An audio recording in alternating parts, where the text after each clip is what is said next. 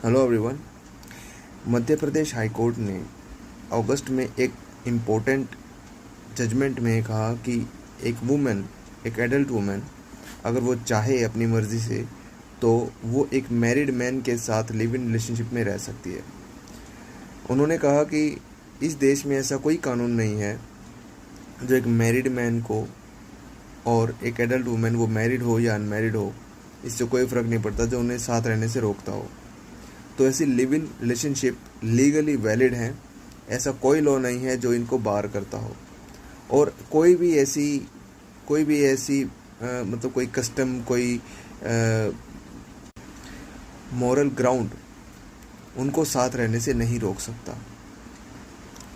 तो ये एक बहुत ही कंट्रोवर्शियल जजमेंट था और इसके बाद बहुत सारे व्यूज़ आए और किसी किसी का तो कहना ये भी है कि अब लोग अपनी बीवी और अपनी गर्लफ्रेंड को एक साथ रख सकते हैं।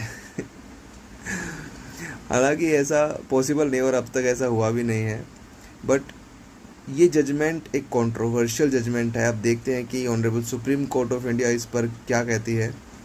बट इट इज़ ट्रू कि लिव इन रिलेशनशिप के ऊपर अभी तक कोई बार नहीं है और ना ही कोई बार है कि कोई married person live in relationship में नहीं रह सकता, या फिर एक मैरिड या फिर एक अनमैरिड नहीं रह सकते, या फिर दोनों married person live in relationship में नहीं रह सकते। ऐसी कोई बार नहीं है, ऐसा कोई लॉ नहीं है।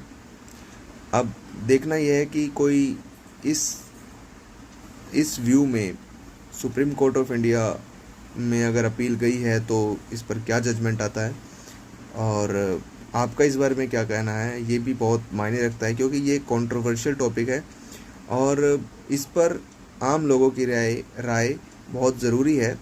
क्योंकि supreme court of India judgment वही देता है जो सोसाइटी चाहती है। तो सोसाइटी की डिमांड, सोसाइटी की नीड्स को पूरा करना बहुत ज़रूरी है।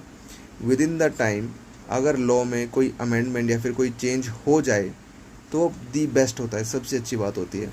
और अगर टाइम पर कानून में बदलाव ही ना हो तो फिर उस कानून का क्या फ़ायदा, वो फिर आपको नुकसान ही देगा। तो आपका इस बारे में क्या कहना है कमेंट सेक्शन में ज़रूर बताइए। और एमपी हाई कोर्ट का जो जजमेंट है आप ये ज़रूर पढ़ना। और वीडियो अगर इन्फॉर्मेटिव लगी है तो इसको लाइक और शेयर कीजिए और चैनल को सब्सक्राइब कीजिए ताकि ऐसी ही और भी इन्फॉर्मेटिव वीडियोस मैं आपके लिए लेके आता रहूँ। Thank you so much.